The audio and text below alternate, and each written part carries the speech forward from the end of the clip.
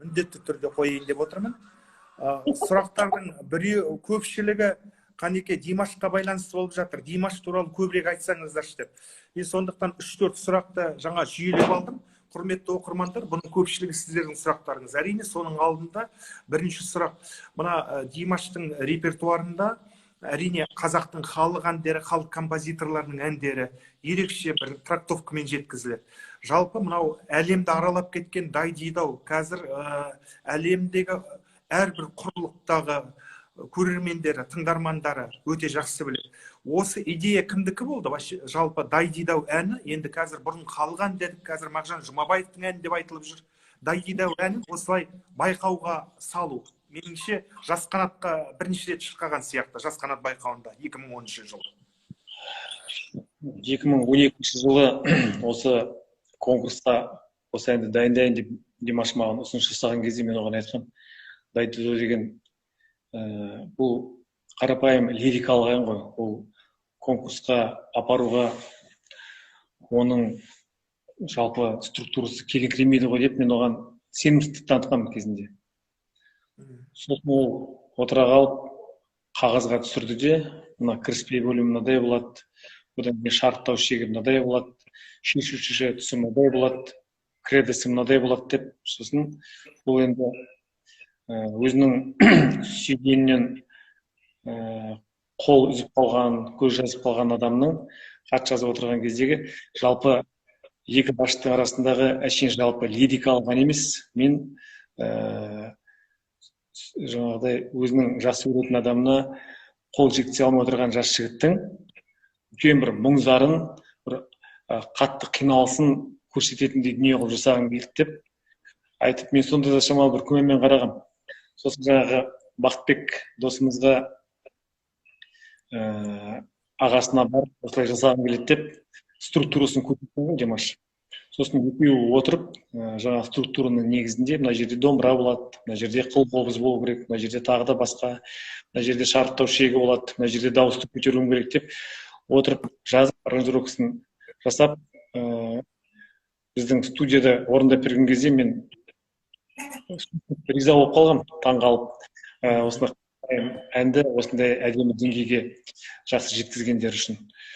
Шынында да Димаштың өзінің айтқанындай болып, осы дайдидау, сосын енді қаншама конкурстарға барған кезде Әділқазылар алқасының өте жақсы бағасына ие болды. Сосын жалпы өзінің жақсы сүйіп орындайтын әндерінің бірі болып, репертуарынан тұрақты орын алды. Сондықтан да бұл әнді Димашқа көптеген конкурстарда жақсы баға, жақсы бір көрермен қошеметін алып келгеннен кейін, оның Димаштың өзі де, біз де отбасымызбен жақсы көреміз, өміршең әндердің бірі болды деп есептейміз. Шынында да солай, айтылып жатқан ой өте орынды, себебі кез келген халықаралық деңгей болсын, ұлттық деңгейге көтерілген әншінің өзінің халық әндерінен, халықтың бір інжу маржандар іспеттес қазынасын төлқұжат етіп алатыны бар. Ол Бибігүл Төлегенованың репертуарында Гауһартас, Әлібек Дінішев ағамыздың репертуарындағы Ақбақай, Мәскеу сахнасы, тіпті шетел болсын. Шын мәнінде Димаш Құдайберген енді қазіргі таңда өзінің вокалдық, мынау бүкіл артистік шеберлігін, орындаушылық, диапазон бәрін көрсететіндей әндерді жазып жатыр, бірақ дайдидаудың орны бөлек, ол бойтұмар сияқты. Енді биыл ұлы хәкім Абай атамыздың 175 жылдығы, жалпы Димаштың репертуарында Абай шығармашылығын насихаттау қай тұрғыда жүргізілгелі жатыр? Енді Абайдың әндері әлемдік музыкалық жауһарлардың қатарында деп өз басымыз есептейміз. Абайдың көптеген әндері европалық бағытта, орыстың классикалық музыкаларының негізіне бір ұқсастандырып туындаған сол кездегі ағыммен жаңа бір реңкпен өмірге келген дүние ғой. Сондықтан Абай әндерінің философиясын түсініп білу керек, Абай әндерінің тереңдігін сезініп қана орындау керек деген бір ұғым түсінігіміз бар. Сондықтан енді отбасымызда Абайдың әндерін біз білеміз, орындаймыз, Света да орындап жүр, Димаштың өзі де көптеген концерттерінде абайдың шығармашылықтарын, әндерін жаңағы оқу программасының аясында да орындап жүр. Сондықтан енді жылдың барысында осы Хакім Абайдың мерейтойлы кезеңінің аясында жақсы дүниелерді орындайды деген жоспарда бар. Оның барлығын енді уақыттың еншісіне қалдырамыз. Мына біз өткенде де бір Төлеу ағамызбен сөйлескен кезде айтқан болатынбыз. Бір қай нәрсені орындау үшін де бір шыңына жеткізіп, әбден ой елегінен өткізіп, жүректің сүзгісінен әбден бір сүзіліп шыққаннан кейін халыққа ұсыну керек деп. Өйткені былай жау орындай салу емес, Димаш бір келген әнді өзінің жан дүниесіне өткізіп шыққаннан кейін халыққа ұсынады. Сондықтан енді сондай бір жақсы дүние болып шығатын болса, сол кезде енді тыңдармандар өз бағасын беретін шығар деп ойлаймыз. Мына арада сұрақ қойып жатыр, көзімнің қарасы әнін айта ала ма Димаш деп. Әрине меніңше айтатын сияқты. Ол жаңағы музыка колледжінде оқып жүргенде арнайы бағдарламада дәл осы тенор дауысты әншілерге көзінің қарасы көп ұсынылады. Желсіз күнде жарға. Иә, Димаш соны тіпті бір емтихандарында да айтқан сияқты. Бірақ Абайдың барлық әнін бала кезден оқыды, естіді, үйренді, жаттады, Абайдың әндерін біледі. Жақсы, ендеше Абайдың әнін көбірек айтса деп сұрап жатыр. Өздерің енді Димаш қазір айтпағандықтан рұқсат болса енді Айтбаевтар әулеті Абай атамыздың мұрасына, музыкалық қазынасына қандай құрметі бар екен, соны көрсетіп жіберіңіздер енді. Рұқсат болса, домбырамен айтасыздар ма, қай әнін айтасыздар Абай атамыздың? Бір әнін айтып берсеңіздер. Кеше Татьянаның әні айтылғанын естіп қалдық. Бір әніне кезек берейік. Осы сіздер домбыраларыңызды сайлап жатқан кезде мен айтып кететінім, құрметті оқырмандар, естеріңізде болар, Қытайда өткен I'm Singer жобасында қай жазушыны ақын жақсы көресің деген кезде Абай жолын жақсы көрем деп айтқан болатын. Сол кезде Мұхтар Әуезовтің Абай жолы бірнеше мың тиражбен Қытай тілінде, ханзу тілінде басылып шыққан болатын. Жуырда бүкіл ақпарат кеңістігінде Бразилиядағы фанат клубы Димаштың Абайдың қара сөздерін, Абай өлеңдерін аударып жатқан естіп қуанып жатырмыз. Сондықтан Абай шығармашылығын насихаттауда Димаш үлкен еңбек сіңіріп жатыр. Қай жерге барса да Абай әндерін, халық әндерін бірінші кезекте ерекше ілтипатпен айтады, және Абай жолы мықты туынды екендігін айтады, және Абайдың қара сөздерін аударып жатыр. Ал Абай атамыздың, Хакім Абайдың қай әніне кезек береміз? Асеке, көп рахмет. Мына көзіңді бақырайтып қойып отырып мақтаған кезде адамның арқасы терлеп кетеді екен де, жаман ыңғайсыз сезініп қалып отырмыз өзімізді. Адамды отырып алып мақтаған қиында, балаңды болсын, өзіңді болсын. Абайдың жаңа Асхат өте дұрыс еске түсіріп жатырсың. Абайдың шығармашылығын өзге елдерде насихаттауда Димаштың фанаттарына үлкен рахмет айтамыз, әрине. Бразилиялық фан-клуб португал тіліне аударған екен. Жалпы португал тіліне Абайдың бұрын аудармаларын іздеп көрген еді. Сөйтсек таба алмадық, соған қарағанда бұрын аудармасы болмаған секілді. Сондықтан қазір біз Абайдың желсіз түнде жарық айын орындап көрейік. Бәрекелді. Дорогие друзья, а теперь прозвучит великолепная песня великого казахского композитора Абая «Желсіз түнде жарық ай». В этом году в Казахстан в рамках ЮНЕСКО отмечается 75-летие великого казахского поэта, композитора, мыслителя Абая Кунанбаева. Поэтому сейчас прозвучит прекрасная песня.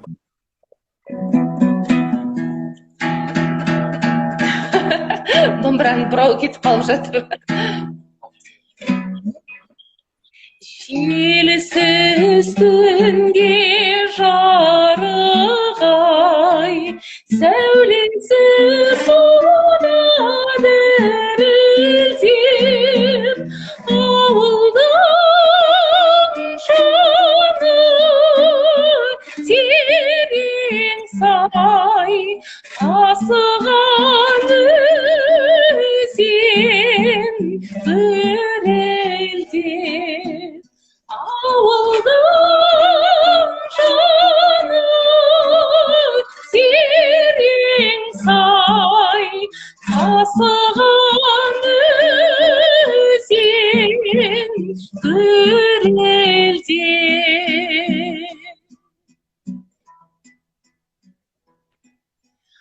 Тау жаңғыр табын қосып, үргенектен айғаққа келмеп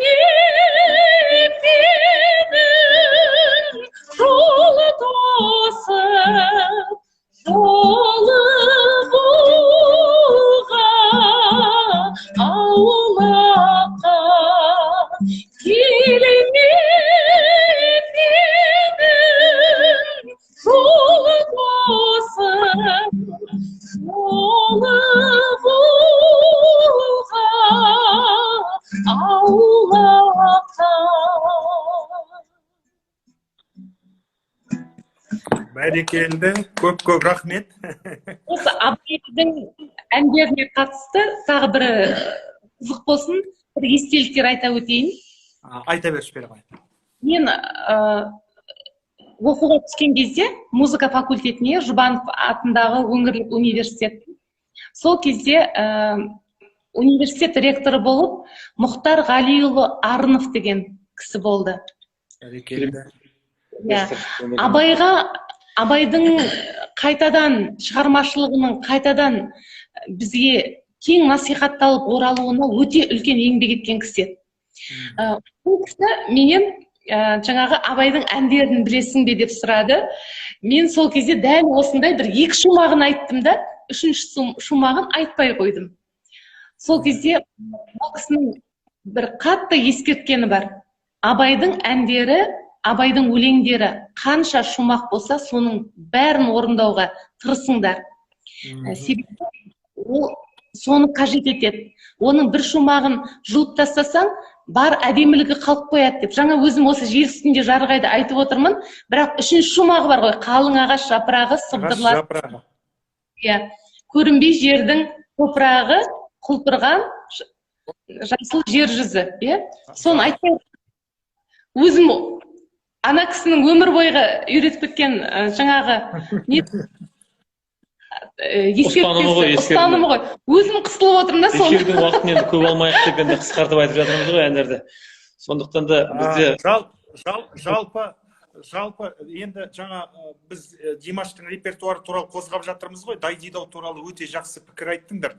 Мына арада бір сұрақ, жалпы Димаш әу деп айтқан алғашқы әні қандай? Мен енді білем, оны анау видео жазбанда тыңдап жүрмін, ең алғашқы әкесінің туған күнінде орындағаны. Жалпы ең бірінші әу деп айтқан әні қандай? Былдырлап тілі шықты ғой сол кезде. Естеріңізде ме? Ақтөбе туралы ән айтты ең бірінші. Ең бірінші айтқанды. Сосын сол кезде ол қандай ән еді? Оның авторы кім болатын? Ол әннің авторы біздің ақтөбелік Эдуард Блумов дейтін азамат, және оның жазған Бекен Серікбаев дейтін біздің бір жолдас жігітіміз болатын, бірақ өмірден ерте озып кетті, иманды болсын. Сол екі жігіттің Ақтөбем деп аталатын әдемі әнін біздер шығармашылық топта талқылап, бір сол кезде Ақтөбе телеарнасына клип қылып түсіріп шығарған болатынбыз. Ақтөбе қаласының бір юбилейлі, мерейтойлы жылына арнап. Сол кезде Димаш кішкентай, бір 2 жасар, 3 жасар болу керек. Содан кішкентайынан бастап құлағыма сіңген ғой. Ең бірінші айтқан әні, сол сахнаға шыққан кезде үйренген әні, сол Ақтөбе әнімен шықты. Жақсы, ал енді мына Ақкөгершін ол мектепке барғанда айтқан әні. Солай ғой, себебі Ақкөгершін әнінде қазір YouTube'да аралап жүр. Мынау мектеп қабырғасында белсенді оқушылардың бірі болып, сұхбат беруге барған кезде акапелдық тұрғыда ешқандай аспаптың семелденісі орындап бергені.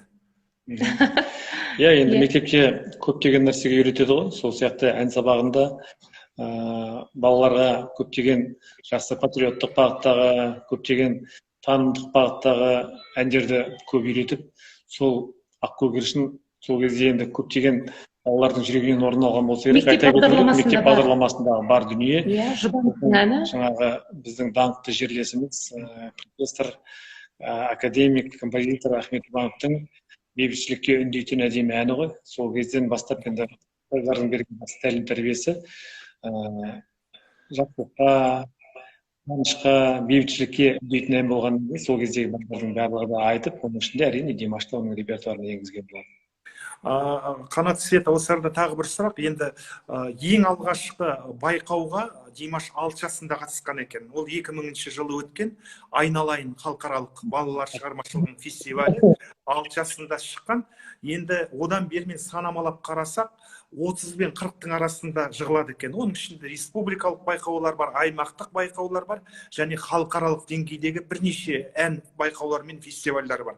Осының ішінде бір тақымдарыңызды қысып, бір ерекше сіздерді Димаштың өзі де қатты бір, әрине байқаудың бәрі өте қиын. Себебі әсіресе мынау Славян базары байқауы болсын, олардың барлығы таза табиғи дауыста, эстрадалық симфониялық оркестрлар мен дирижерлардың кәдімгі ұзақ бір шығармашылық жұмыстарының арқасында дүниеге келді ғой. Бірақ қандай бір екі байқау бар, өте бір кәдімгі маңдай термен қатты бір бабында бағында сынға түсірген. Конкурстардың қай-қайсысы да енді үлкен Димаштан бұрын біздер уайымдап қобалжып боламыз. Онда қай конкурсқа да барған кезде бала үлкен тебіреніспен, үлкен дайындықпен, ізденіспен қобалжумен баратын болғандықтан сол сезімдердің барлығы да бізге беріледі. Енді басқа конкурстардың барлығын былай қоя тұрған кезде Жасқановтан бастап баланың дайындық сәттерінің барлығы көз алдымызда. Жасқановтан Украинаның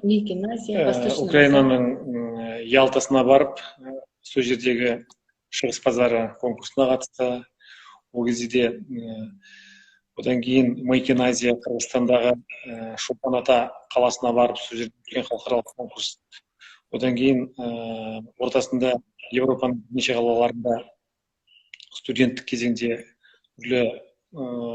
студенттік құраммен концерттерге қатысып, одан кейін Славян базары, енді Қытайда өткен мен әншімін.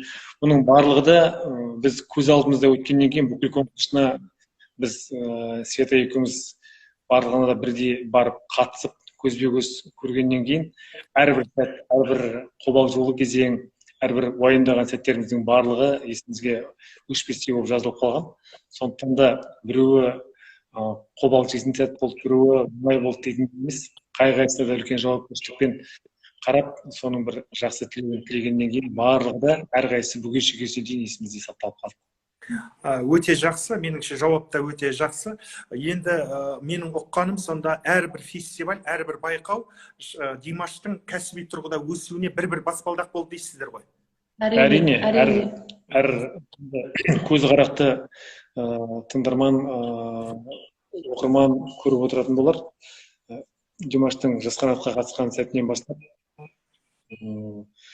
әрбір конкурсқа барған кезде айтқан әндері, оның таңдаған әндері барлығы да өту жолы өмірлік баспалдағы болып есептеледі.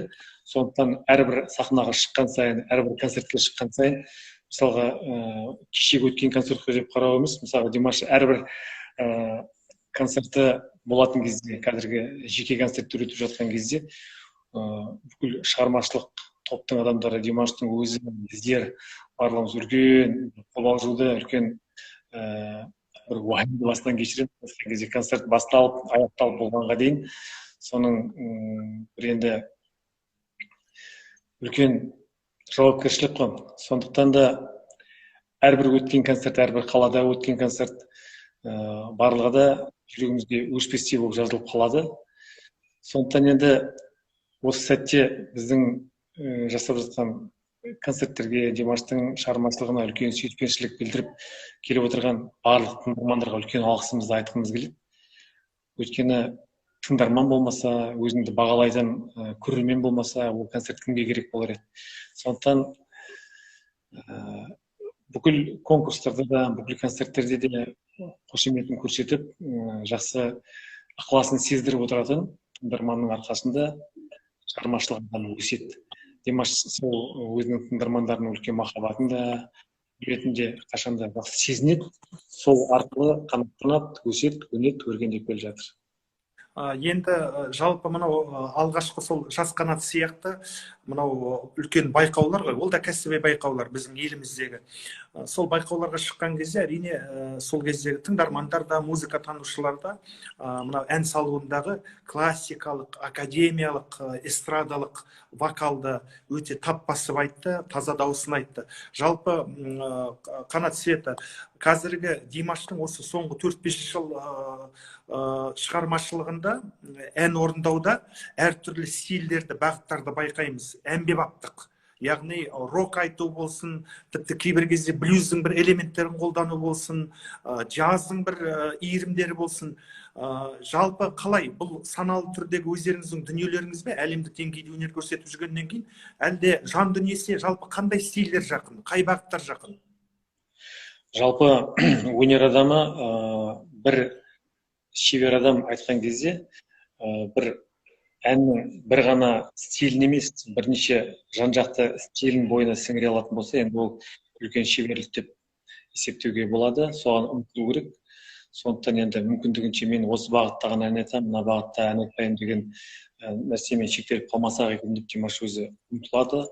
Ол жалпы мен мынадай бағытта ғана ән тыңдаймын, мына бағытта әнмен көңіліме қонбайды деген ұғым жоқ. Ол фольклорлық бағыттардан бастап, ортасында R&B бар, фьюжн бар, рок бар, фолк бар, қай қайсысында есептейтін болсақ, классикаға дейінгі дүниелердің барлығын да тыңдайды, жақсы көреді, саралайды. Ал енді орындап жүрген әндерде ол сол бірнеше элементтердің басын құрай отырып, өзіндік бағытын іздеп тапқысы келеді. Сондықтан енді Димаштың диапазондық мүмкіндіктері де, интеллектуалдық мүмкіндіктері де жеткілікті.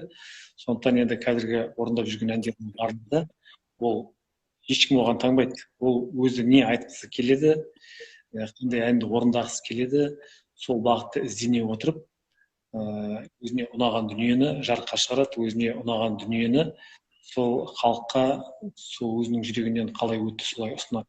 Көптеген композиторлармен жұмыс жасаған кезде де ол әндердің ішіне көптеген өзіндік ерекшелік өрнектерін қоса отырып, енді өзі қазір магистратурада композитор классында оқып жатқандықтан кәсіби мүмкіндіктерін қолдана отырып, сол әннің авторымен арада шығармашылық байланыс орнатып, ең бірінші ұсынылған әнге көптеген өзінің өрнектерін қоса отырып, жаңа дүниені өзіндік интерпретациямен ұсынады. Сондықтан енді әртүрлі бағытта енді этнографиялық бағыттағы этнорок, енді жаңағыдай классикалық бағыттағы дүниелер, тағы да поп стиліндегі R&B бағытындағы көптеген дүниелерді тағы да дайындап, ізденіп көптеген нәрселер жасап жатыр. Оны енді әбден піскен кезде, жетілген кезде тыңдармандар кезегінде тыңдайтын болады. Жалпы енді қазір үлкен әлемдік деңгейдегі турне жүріп жатыр, концерттер жүріп жатыр, жиі шығармашылық кездесулер болатындығын мен жақсы білем. Жалпы мына әлемдік деңгейдегі композиторлармен кімдермен жұмыс жасалып жатыр? Игорь Крутойдың көптеген туындыларын алып шығып жатқанын білеміз. Басқа да франко тілді, ағылшын тілді мемлекеттердің ішінде, неміс тілді мемлекеттерден қандай композиторлар, продюсерлар шығып хабарласып тұрады? Бір жақсы туындыларды Димаштың орындауында қалап. Бағана сұхбатымыздың басында болған мен айтып жауап беріп кетіп едім, тағы да толықтырып кетейін. Енді Ресейде Игорь Крутоймен, сол секілді мына америкалық бірнеше композиторлармен, сонымен қатар мына европалық композиторлармен, азиялық бірнеше композиторлармен жұмыстары жүріп жатыр. Ұсынылған көптеген әндер бар. Соның барлығы қазір осы карантиннің уақытында сарапталып, сұрыпталып, жаңағыдай онлайн бағытта жұмыстарды атқарып жатырмыз ғой. Енді ертең бірін атап, бірін атамай кетпей қоймай қояйын деп мен бәрін атап жатқан жоқпын. Піскен кезде, бір жақсы әндер қалпына келген кезде, осындай композитордың әні, осындай азаматтармен жұмыс жасалып жүрміз деп, біз ол кісілерді нақты атап, өзіміздің аккаунт бағыттарымызда, түрлі ақпаратты ресурстарымызда көрсететін боламыз. Амандық болса, оң күнге де жететін шығармыз. Қанеке, тағы бір сұрақ. Енді өзің қазір жасыратын жоқ, мынау халықаралық деңгейде есімдері елге танымал продюсерлармен, жалпы мынау продакшндармен, үлкен орталықтармен, өнер орталықтарымен, музыкалық орталықтармен жұмыс жасап жүрсің, тіпті дыбыс жазу студиялары деген сықылды. Жалпы осы әлемдік деңгейдегі продюсерлармен араласып, тек қана әріптес ретінде емес, дос ретінде, өнердегі жолдастар ретінде араласып жүрген кезде, жалпы Қазақстандағы өнер хақында сұрайды ғой. Сол кезде өзіңнің ойың қандай, пікірің қалай? Жалпы енді Димаш көптеген мынау жас вокалистерге импульс берген жоққа шығара алмаймыз. Жалпы қазіргі Қазақстандағы эстрададағы есімдер, жас таланттар, мына өздеріңіз байқау өткізесіздер, қаншалықты даму үстінде, салыстырмалы түрде. Европада жүресің, Прибалтикада жүресің, Америкада болдың деген сықылды. Мынау оңтүстік Азия мемлекеттерінде жүресің. Салыстырмалы түрде қандай біздің жай күйіміз? Рахмет. Әр елдің өзіндік менталитеті бар, әр елдің өзінің тарихи бағытта қалыптасқан ән күй музыкасының шеңбері бар. Әр елдің өзінің менталитетіне сәйкес өзінің музыкасы да солай қалыптасқан. Эстрадалық бағытта болсын, тағы да басқа классикалық бағытта болсын. Енді әр елдің классикалық бағыттың өзінің өзіндік әр елде өрнегі бар. Сол сияқты біздің елдің кең даланың төскейінде өскен азаматтардың менталитетіне сәйкес қалыптасқан музыкалық ілімі, музыкалық бағыты бар екенін енді көзқарақты жұрттың барлығы да біледі. Қазақтың өнері, мысалға Европаның өнері, Американың өнері, Азия елдерінің өнері, әрқайсысының енді бөліп айтатын болсақ, бірі бірінен артық, біреуі бірінен кем деп айтуға болмайды. Өйткені әрқайсысының өзіндік өрнегі бар.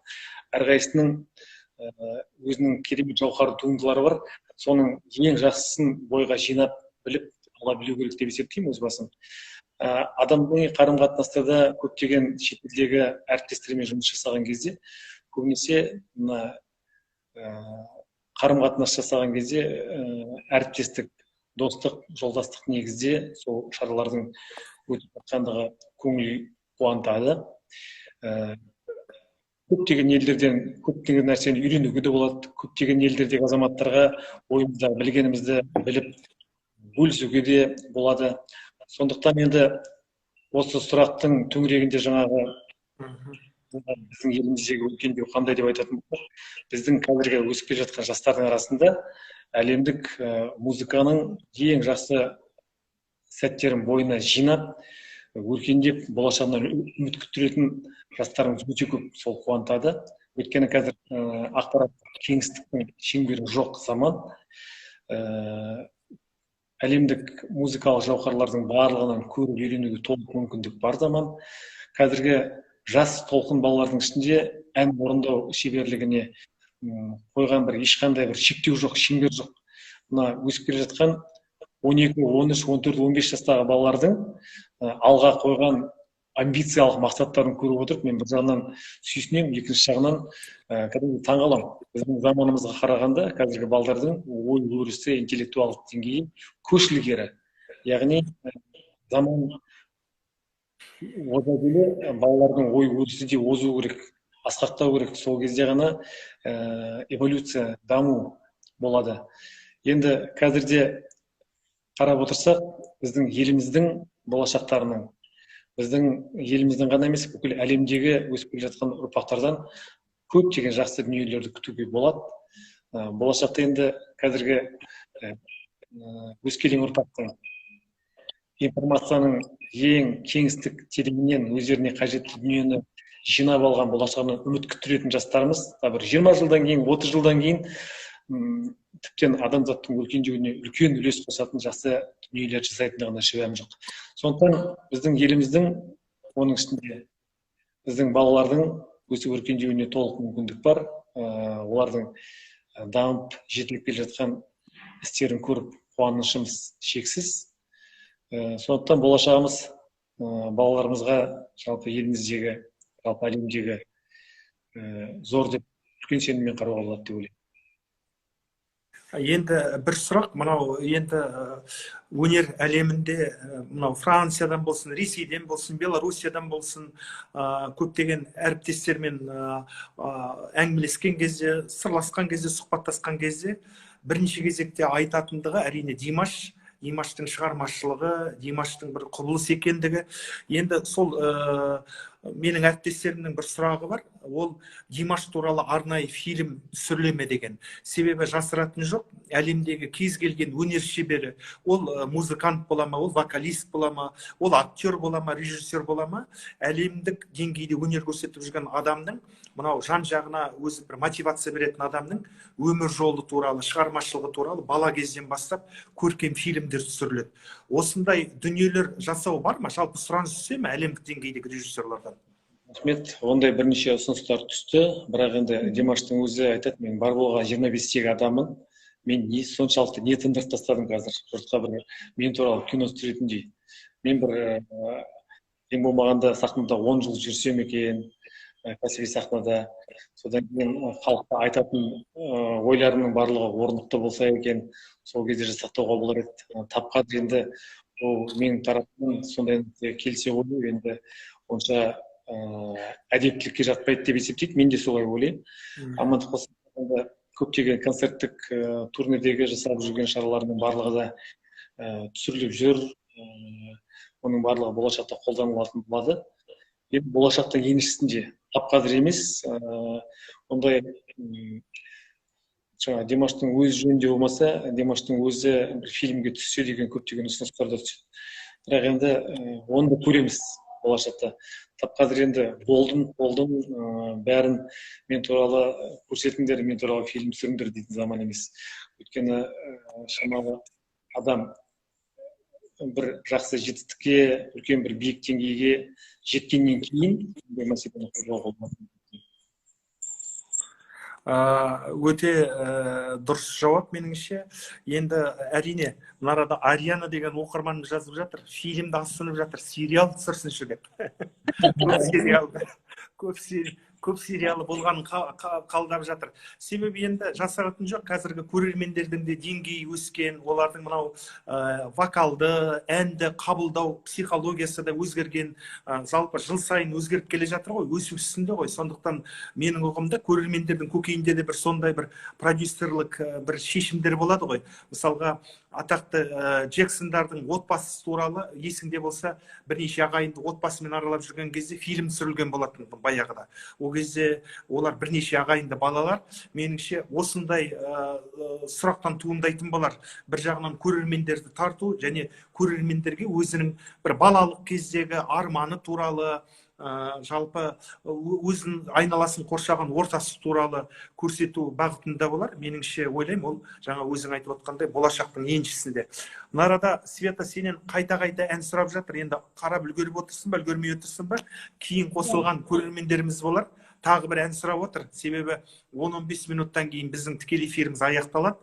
2 сағат болды, 1 сағат жүріп жатыр. Қазір 43 минут жүріп жатыр, екінші сериямыз. Сондықтан 2 сериялы біздің тікелей сұхбатымыз аяқталады. Бір ән жолдасақ оқырмандарға. Оқырмандардың да көп уақытын алып шынында да ұзақ отырып қалған сияқтымыз. Осы сәл уақыттан кейін эфирді аяқтағанымыз да жөн болатын шығар. Өйткені көп адамдардың да уақытын алып шамалы ыңғайсыз бір жағдайға қалмайық деп отқаным ғой. Сондықтан енді Света бір ән айтып беретін болсаң, біз онда не айтамыз? Алғанды түсеш. Жаңа қазақтың халық әндеріне қатысты біраз пікір айттың, Асхат, оған бәріне қосыламыз. Арасында бір көзім шалып қалды, біреу жазған екен, Димаш Алғоңырды орындайса деп, орындай ма екен деп. Алғоңырда қазақтың музыкалық жауһарларының бірі ғой. Сондықтан біздің өзіміздің өте жақсы көріп орындайтын әніміз, талай әншілер орындап жүр. Бибігүл апамыздан келе жатқан мұра бұл әншілер үшін. Сондықтан Алғоңырдан бір шумақ орындап кетейік. Дорогие друзья, а теперь прозвучит казахская народная песня «Алқоңыр». Это песня сокровища казахской народной музыки.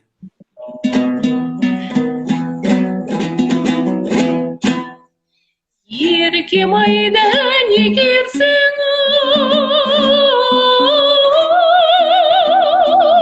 айнадағы шашақсың жалауlatқан найзадағы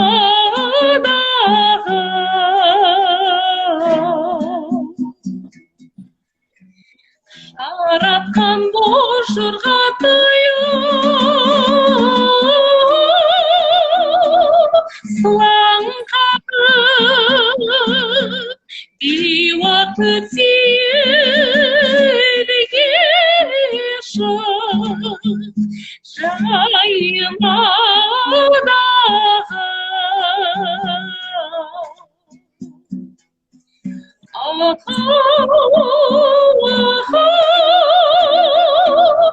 ал қоңырдай ән салсаң не бозғалам сал осылай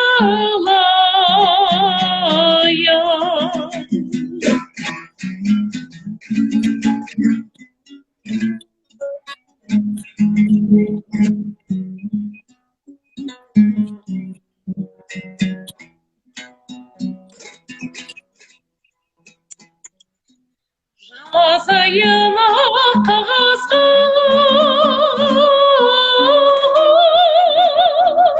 тізілдіріп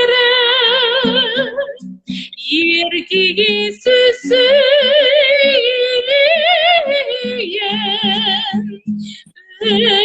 үзілдіріп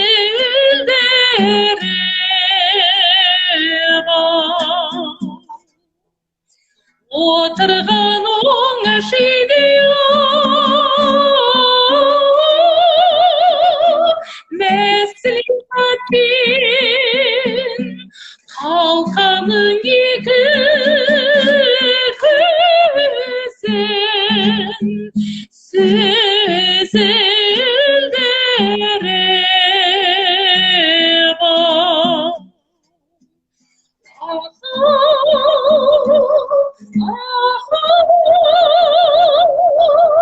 ал қоңырдай ән салсаң не бозбалам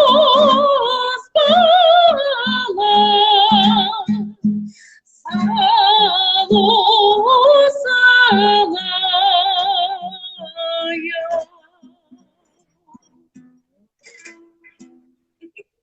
Ой, бәрекелді. Енді шынында да халық әні ол біздің қазынамыз.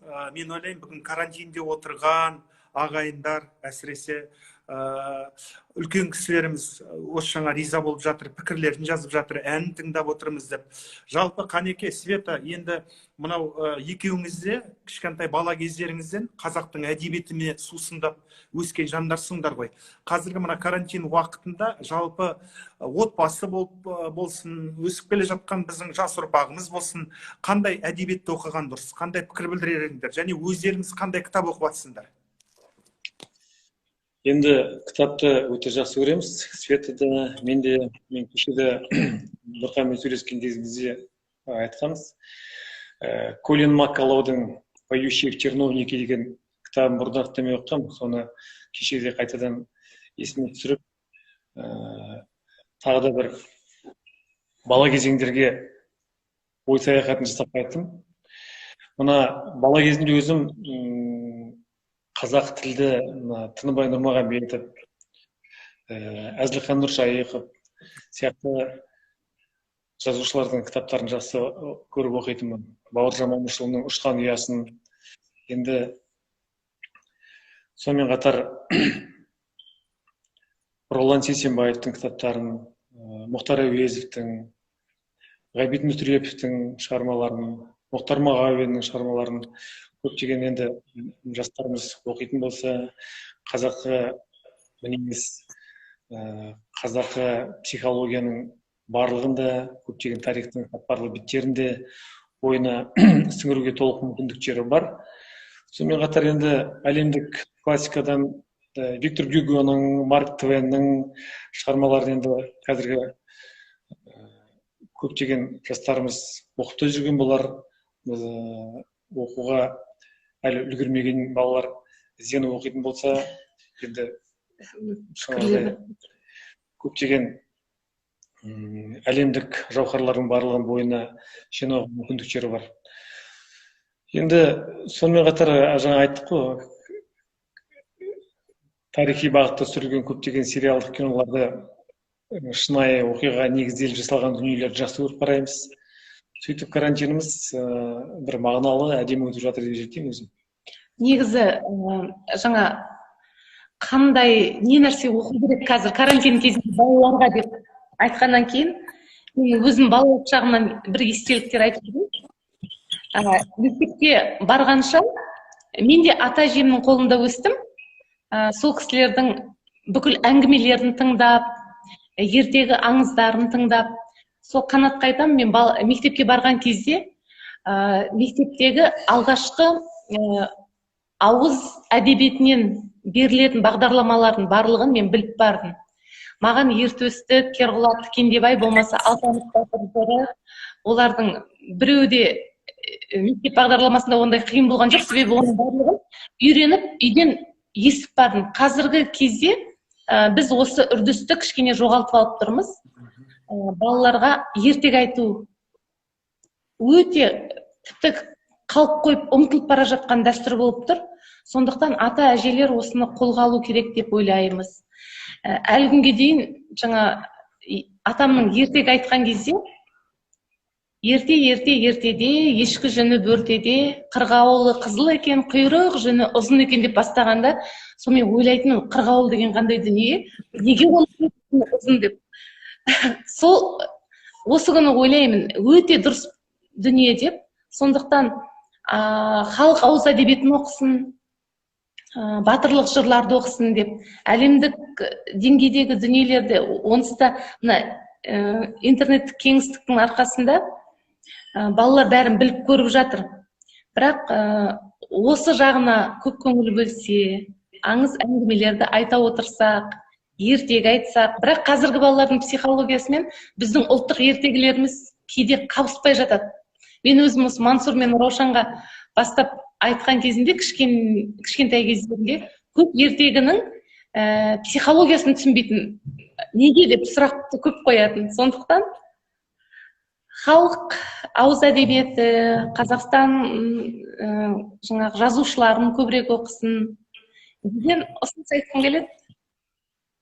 Өте жақсы. Меніңше енді құрметті оқырмандар, мынау қазір карантин жағдайында Қанат пен Свет Айтбаевтардан бір әдістемелік кеңес, отбасында балаларға халық ертегілерін, ауыз әдебиетін және біздің эпостық, лиро-эпостық жырларымызды оқысаңыздар деп тілек айтып жатыр. Енді шығармашылық хақында, өнер туралы бірталай тілектер айтылды, ұсыныстар айтылды, пікірлер айтылды. Жаңағы қайта-қайта ұсыныс жасалып жатыр. Болашақта да осылай тікелей эфир жасап тұрыңыздаршы. Маған да рахмет айтып жатыр, көп рахмет айтып жатқан тілектеріңізге. Және осы жаңа Қанаттан нақты сұрап жатыр. Мен ойлаймын, мына сұрақ қойған ата-анаға байланысты, өзінің баласына байланысты, баланы жалпы қалай баптау керек, оны шығармашылық жағынан қалай жетілу керек, осы тұрғысында көптеген сұрақтар қойып жатыр. Ол 5 минуттық әңгіме емес, ол ұзақ уақытты талап етеді кәсіби жетілу үшін. Мына бір сурет менің немде историямда тұрады әрдайым. Достар, менің достарым, сендердің жап-жас кездерің 19, сондай 20 жастың кездері болар, сірә. Осы сурет жиі тұрады. Осындағы арманшыл жігіт пен қыз әлі мен үшін өзгерген жоқ. Жалпы армандарың қандай, мақсаттарың қандай? Біз енді 50-дің ауылына келіп қалдық қой, кетіп бара жатырмыз. 40-тың ортасынан астық, 50-ге жақындап қалдық деген сияқты. Арман мақсаттарың қандай? Жалпы қарапайым адами, мынау өнер адам емес, жалпы адам ретінде. Жалпы Сіздердің отбасыларыңызға қарап, Нұргүл екеуіңнің немере сүйіп отырғандарыңды көріп, келін жұмсап отырғандарыңды көріп, әшейін сол адами арман, соған жетсек, сіздердің жолдарыңызды берсін деп. Әсеке, жалпы... Мен әумин деп қолдаймын оны. міндетті түрде. Себебі манадан бері мен енді санынан жаңылдым. 100 рет сондай сұрақ міндетті түрде қойылды. Қандай келін керек деді, мінезі қандай болу керек деді. Сондықтан оқырмандар қазіргі таңдағы Қанат пен Света Айтбаевтардың арманы сол мен сықылды. Мен енді 1 жас жарымда немерем бар ғой. Тұсауын Света Айтбаеваның өзі кесті. Жолын берсін Света мамасының, әжесінің. Келін түсіру, немере сүю қуанышы. Бұл кез келген адамзаттың арманы ғой. Сондықтан осы армандарыңыз орындалсын.